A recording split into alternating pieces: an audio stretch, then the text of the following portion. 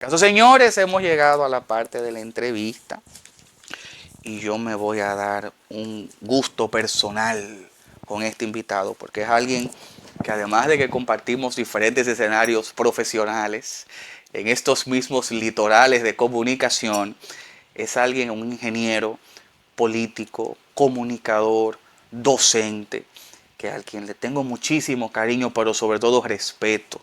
Comparto con él muchos escenarios y muchos de sus planteamientos, de los cuales vamos a hablar de eso. Aneudis Ramírez, señores, bienvenido, hermano querido, a temprano en la mañana. Gracias, Julio, por permitirme estar aquí contigo en tu espacio, estrenando este espacio. Así es. Un privilegio para mí estar contigo tan tempranito en la mañana. Hermano querido, para los que no Deseándote todo el éxito del mundo. Que yo sé gracias. Que este espacio lo van a ver muchas personas, muchos seguidores también que tiene esta empresa de N16 y sobre todo las personas que siempre han seguido tu trabajo. Muchísimas gracias, hermano querido. Sé que esas palabras son muy honestas y por eso las recibo con todos los parabienes. Aneudi, que también está en la mañana y que viene precisamente de su espacio, en la Z101, el gobierno de la mañana, Dios mío, una institución en la comunicación dominicana, el periodismo político. Aneudi, vamos a entrar en materia de una vez. Bueno, yo quiero conversar, tú me tienes aquí. Yo quiero conversar contigo. Vamos a empezar con la política, antes de irnos a los temas de actualidad. ¿Cómo ves tú, como además analista político que eres, los presidenciables del PRM? ¿Qué piensa Aneudi? ¿Beneficia que sean tantos? ¿Cómo ves eso? Bueno, es un privilegio para el PRM tener tantos candidatos presidenciales porque eso fortalece el sistema democrático y sobre todo el sistema democrático interno de los partidos políticos. Yo soy de los que creo que cada uno de los partidos políticos deberían de tener varias opciones a elegir porque eso fortalece la dinámica que se dan en los partidos políticos y sobre todo garantiza que las personas puedan tener otra opción de poder en el caso de que el candidato que haya en un partido no le pueda satisfacer en sus ideas, pues que puedan escoger a otras personas también que, claro, tengan las mismas ideas partidarias y políticas que enarbola ese partido político. Porque te voy a decir una cosa, Julio. A veces hay candidatos que no tienen un vínculo ideológico con su partido. Y eso sucede aquí en la política desde siempre ha sucedido. Pero lo importante es que el partido forme a sus candidatos y que esa militancia que hay en cada uno de esos partidos pueda tener esa variable, esa opción de poder elegir. En el PRM hay algo interesante y es que hay una nueva generación de políticos que están saliendo como candidato presidencial y que van a darlo todo en el terreno para que sus ideas puedan ser acogidas por la militancia del PRM y que posteriormente esas ideas también puedan ser llevadas al seno de la sociedad dominicana y puedan ser elegidas en el año 2028. Y esto es importante porque esto va a fortalecer ese partido. Yo creo que cuando tú tienes 5 o 6 candidatos de diferentes ideologías, criterios, yo creo que esto dinamiza la situación interna que tiene el PRM y sobre todo lo fortalece. Algunas encuestas señalan dentro de los presidenciables del PRM a David Collado con una delantera a lo interno bastante considerable. Sin embargo, Hipólito Mejía, el expresidente de la República, hace horas, ayer justamente decía que no, que al contrario, que habrá una gran sorpresa y que Carolina estarían hablando de un 8-2. Según los datos que tú manejas, Aneudis, como un hombre bastante enterado que sé que eres, ¿cómo percibes tú esto? ¿Quién realmente entiendes tú que lleva esa delantera a lo interno del PRM? Mira, Carolina Mejía es hija de Hipólito Mejía, sale al ruedo político justamente cuando se forma el PRM en el año 2014. Y con un acuerdo con el presidente Luis Abinader, en el año 2016 es llevada como candidata a la Secretaría General impuesta por Hipólito Mejía. Yo no le resto a ella lo que ella ha desarrollado en estos últimos años, en los 10 años que ella tiene en la actividad política, pero eso no es suficiente contra David Collado, que tiene 25 años en la actividad política. Ha sido diputado, fue alcalde, ahora es ministro, es decir, él viene con una hoja de vida que es mucho más fuerte en el sistema partidario que Carolina Mejía. Y a pesar de que David Collado cuenta con un grupo empresarial muy fuerte detrás de él que lo financia, que lo patrocina, que lo promueve, que le desarrolla actividades, y Carolina Mejía también cuenta con eso, pero a un menor grado. ¿Qué tiene Carolina Mejía? Que cuenta con el aval, la estructura partidaria que tiene su padre dentro del PRM, que es aproximadamente un 50% del PRM, lo que le hace falta a David Collado. Pero a nivel de la sociedad, David Collado está en una mejor posición para ser candidato. Y de hecho, los últimos estudios dicen que David Collado le lleva a Carolina Mejía más de 50 puntos. ¿Cómo? Más de 50 puntos. Por lo tanto, yo creo que esa lucha en el PRM va a ser bastante interesante. Lo que le falta a David Collado lo tiene Carolina. Lo que le falta a Carolina lo tiene David Collado, que es el trabajo político de años. No es un trabajo político que Carolina fue alcaldesa en 4 años, ahora está repitiendo. Ya David Collado pasó por la alcaldía del Distrito Nacional. David Collado no tuvo ningún tipo de inconveniente en esa alcaldía, pero también fue 2 veces diputado en el Congreso de la República Dominicana. Ahora ministro de Turismo por segunda ocasión. Es decir, la hoja de vida de David Collado es mucho más fuerte que la hoja de vida de Carolina. Porque ¿de qué sabemos de Carolina? Y la hija de Hipólito, no conocíamos cuál era su trayectoria política en la República Dominicana. Por lo tanto, yo creo que hay debilidades y fortalezas en cada uno de los candidatos, pero pienso que al final se impondrá lo que digan los números, que es más importante que lo que opine una facción de un partido político. Lo que digan los números al final ha de consensuarse en su dirección principal, que es el Consejo Nacional del Partido Revolucionario Moderno. Aneudi, en la fuerza del pueblo también ya comienzan a sonar nombres de cara a los comicios venideros, pero sin embargo hay un fenómeno que quiero que tú me analices, por favor, y es que a diferencia del PRM, que ya se han proclamado incluso candidaturas, el caso de David, desde antes de las elecciones pasadas hizo un evento en el Olímpico donde hablaba del 28.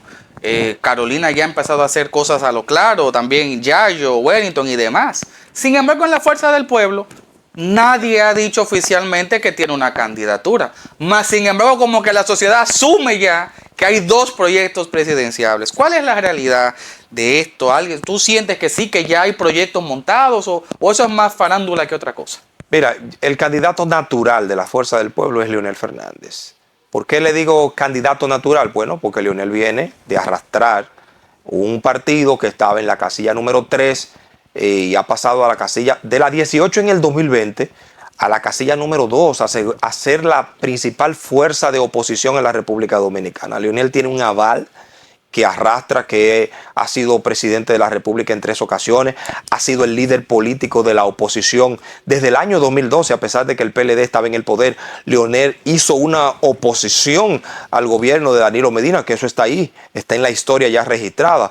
Fue la parte más importante de la salida del poder del PLD en el año 2020, cuando Leonel salió en el año 2019 a formar una nueva organización política. Por lo tanto, yo creo que ese aval que tiene Leonel Fernández le da suficiente categoría para ser candidato presidencial ahora en el año 2028. Pero recordemos que Leonel viene como candidato en el 2019, una precandidatura a lo interno del PLD, lamentablemente con fraude, como se denunció, como dijo la OEA. Leonel no salió victorioso. En el año 2020, iniciando la nueva organización política, que es la Fuerza del Pueblo, donde un grupo de hombres y mujeres que salieron del PLD se fueron con el expresidente Leonel Fernández a formar esa organización política, que ha sido la organización política más exitosa, a pesar de no haber llegado a la presidencia en el 20 ni en el 24, ha sido la organización política con mayor crecimiento político de los últimos 10 años. Por lo tanto, yo creo que Leonel, que participó en el año 2020 y lamentablemente no se conquistó el poder, y en el año 2024 y tampoco se conquistó el poder, yo creo que la fuerza del pueblo ahora debe de ponderar cuál es la situación política de la fuerza del pueblo. Leonel cuenta con un aval enorme, con una hoja de vida que podría catapultarlo como el próximo presidente de la República en el año 2028. Pero hay que ver qué dicen los tiempos, hay que ver qué dicen las encuestas, hay que ver qué dicen los números. Yo pienso que el presidente Fernández sería un privilegio poder nosotros, los que estamos en la Fuerza del Pueblo, los que pertenecemos a esa organización política, poder llevarlo nueva vez como candidato a la presidencia. Pero si los números me dicen otras cosas, si los números me dicen que debe de ser, por ejemplo, en este caso, Omar Fernández, yo creo que la Fuerza del Pueblo debería ponderar también la candidatura de Omar Fernández, que se ha convertido en todo un fenómeno político desde el año 2020, cuando fue diputado, ahora como senador. Yo creo que la sociedad son las que exigen a los políticos de los nuevos tiempos. Y el presidente de la República, el expresidente Leonel Fernández, tuvo su tiempo en el año 96, en el año 2004, en el año 2008, fue parte importante para que el PLD se mantuviera en el poder en el año 2012.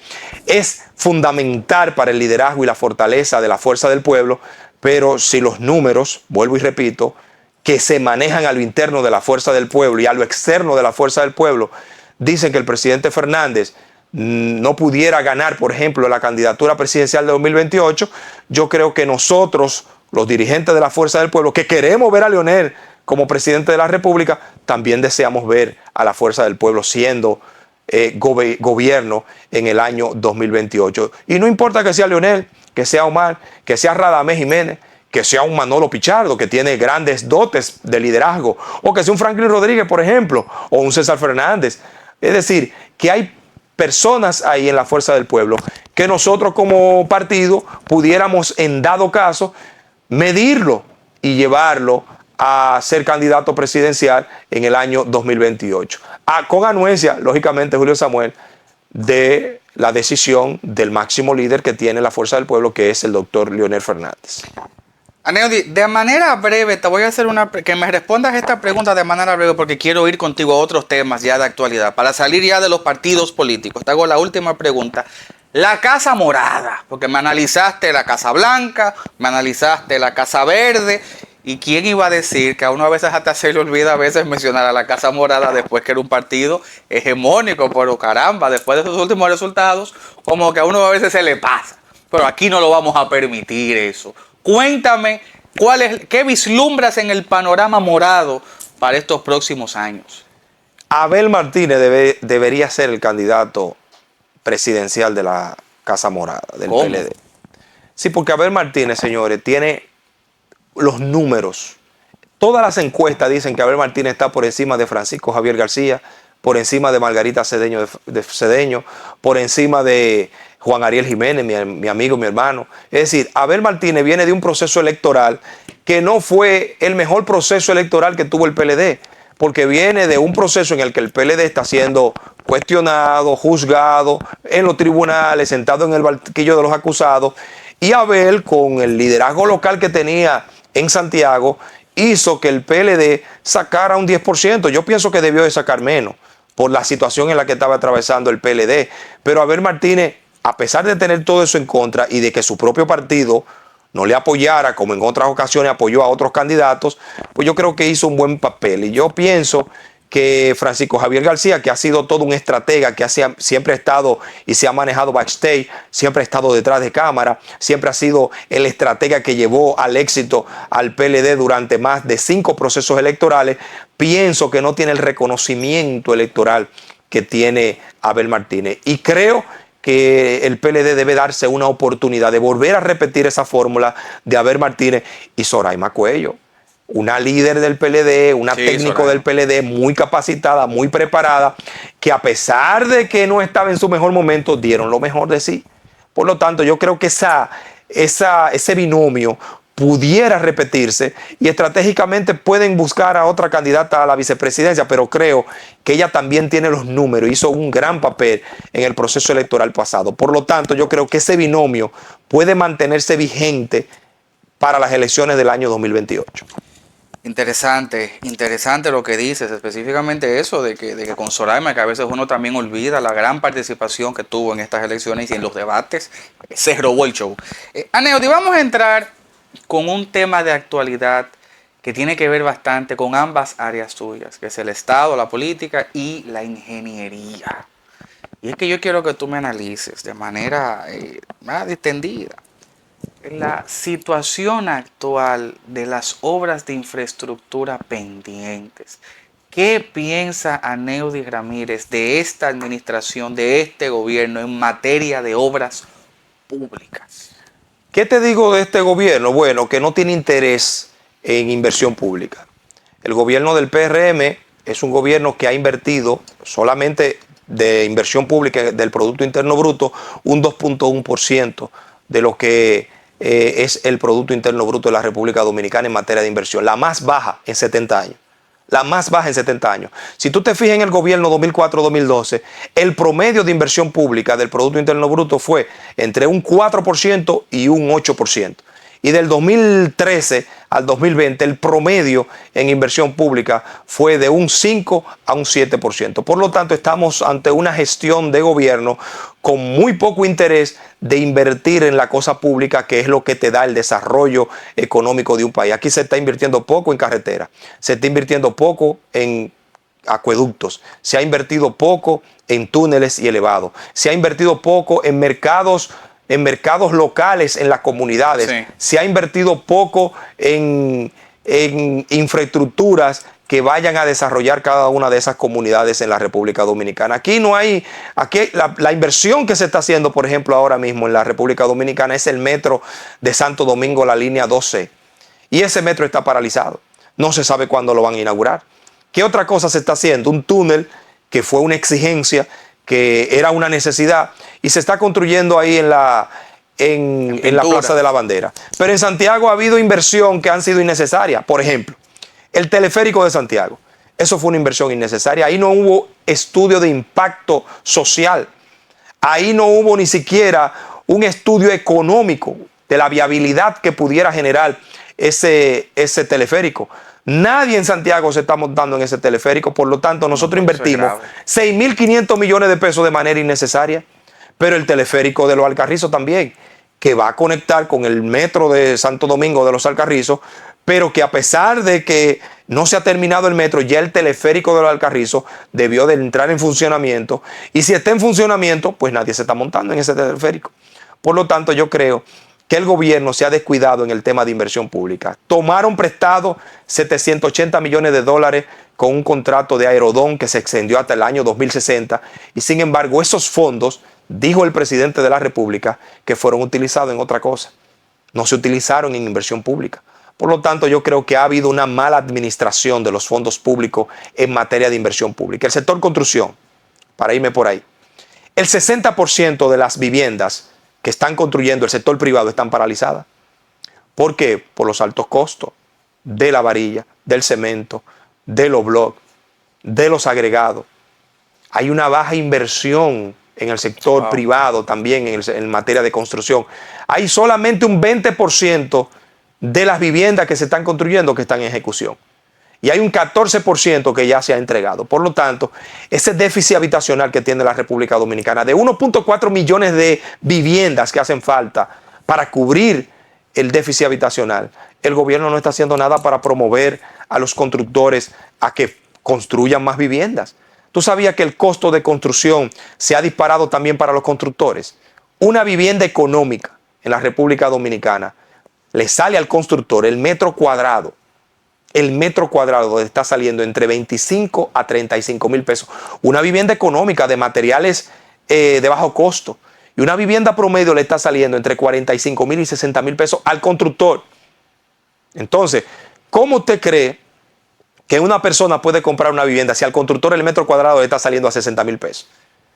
Eso, si usted le agrega los costos indirectos y el valor del mercado a una propiedad, el metro te va a salir a 80 mil pesos.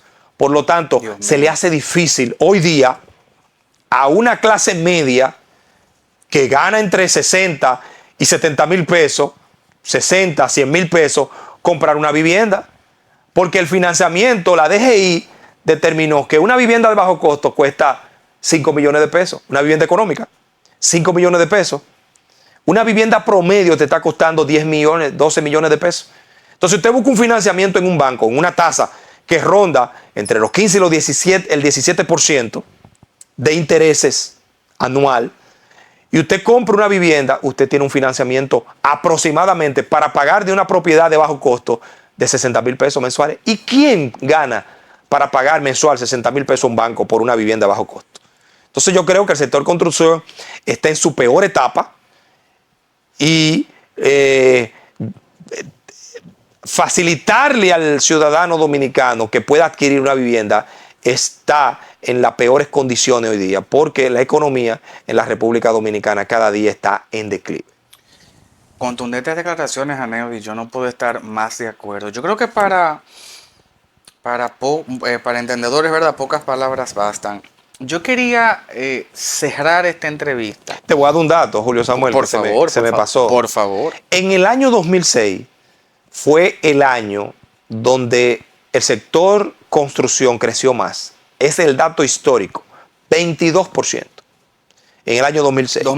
2006, 22%. El promedio del sector construcción privado, estoy hablando, no de la inversión pública del gobierno en la República Dominicana, del año 2006 al año 2009, 2010, el promedio fue de un 11-12%. Y del año 2013 al 2020, el promedio fue entre un 11 y un 17%. Recordando que el dato histórico es del año 2006, un 22%. ¿Ustedes saben cuánto es el promedio de la inversión, de la construcción en la República Dominicana? ¿De cuánto? Un 2%. En ese promedio está el sector construcción. Un 2%. Aquí está todo paralizado. Un retroceso. Aquí hay un retroceso enorme. Durante 15, 20 años, nosotros estuvimos creciendo en un promedio de un 17% en el sector construcción. Y ahora estamos 0.6 en el 2023, 0.6 en el 2023 y 2.1% en el año 2024. Aneudi, la libertad de expresión está en tela de juicio socialmente hablando en estos días, tanto por un proyecto de ley que busca modificar, para algunos retroceder y para otros mejorar el tema de la libre expresión en el país, como también porque, como recuerdo que tú señalabas ayer en el programa que estamos en la tarde, hay que tener cuidado porque estamos en tiempos de demanda. ¿Qué opinión te merece el estado actual de la libre expresión, de la comunicación en República Dominicana? La gente tiene que hacerse responsable de lo que dice. Usted es dueño de su pensamiento.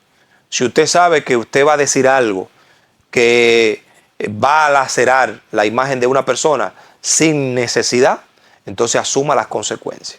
Yo creo que hemos involucionado en comunicación últimamente, ¿entiendes tú? ¿O es igual que siempre? Yo creo que la sociedad no es solamente materia de comunicación. La comunicación es un reflejo de la sociedad.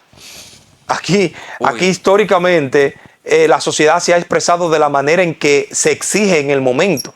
Hoy día nosotros tenemos ciertos comunicadores que de manera alegre dicen cosas sin ningún tipo de prueba. Es porque la sociedad está así, de esa manera. La escuela anda así, la sociedad anda así, la política anda así. Y alguien Pero lo consume, te voy a dar un dato. y alguien lo consume, alguien lo consume. Por lo tanto, yo no creo que haya necesidad de estar censurando a las personas. Primero, porque no creo en la censura previa. Yo creo en las consecuencias post de lo que usted dice. Usted dijo algo de mí y no es verdad, entonces yo tengo el derecho de llevarlo a los tribunales. Y ahí está la ley, están las leyes. Entonces yo creo que antes de que el gobierno, que lo siento sensible, Julio Samuel, siento al gobierno con una piel muy sensible ante la opinión pública. Aquí no se puede cuestionar los recursos públicos, tampoco se puede cuestionar la administración. Es decir, si un funcionario público lo está haciendo mal, yo como comunicador no puedo expresarme porque ya quieren someter ante el Congreso un proyecto de ley que yo no pueda decir que ahí está habiendo un proceso inadecuado en una licitación. Por ejemplo, el caso de las Chacabanas, 18 millones de pesos, señores. Pero si viene una ley mordaza donde usted no pueda mencionar ese tipo de situación, ¿qué va a pasar en la República Dominicana? La inmunidad, la impunidad va a crecer en nuestro país. La corrupción, el clientelismo va a seguir siendo una parte lacerante del presupuesto público. Por lo tanto, yo creo que censurar de manera previa, es decir, ¿qué es censurar previamente? Que usted pueda poner en la ley lo que se debe y lo que no se debe decir. Es una censura previa. Usted lo que tiene que poner en la ley es que si usted se siente afectado, como ya lo establece la ley, usted pueda ser sancionado, usted pueda llevarlo a un tribunal, se pueda ventilar. Yo no creo en los acuerdos de aposento con comunicadores chantajistas. Yo creo que si usted es funcionario público y usted fue lacerado, su imagen pública fue cuestionada, usted tiene todo el derecho de ir a un tribunal. Te pongo el ejemplo, Ángel Martín, que está siendo ahora mismo intimado y demandado en los tribunales de la República. Hubo un caso en el que Guido Gómez, Mazara y Ángel Martínez llegaron a un acuerdo. Yo no estoy de acuerdo con eso. Yo no puedo llegar. Si yo soy funcionario público y usted me está cuestionando a mí y yo sé que lo he hecho bien y que no me he robado dinero público o que no he hecho lo que usted dice que yo he hecho, entonces yo lo llevo a los tribunales y usted tiene que demostrarme a los tribunales. Bueno. Yo felicito a Julio Samuel Afaride y felicito a Milagro de Chan por haber llevado a Ángel Martín a los tribunales y a Ingrid Jorge a los tribunales, porque ellos fueron los que dijeron todo lo que dijeron. Aquí nadie se ha hecho eco de las informaciones que han dicho estos dos comunicadores o pseudocomunicadores, o no sé si estudiaron comunicación ya sea social, política o periodismo. Pero ellos dijeron cosas que Faride y Milagro de Chan y el propio presidente Luis Abinader puede demandar y puede llevar a los tribunales.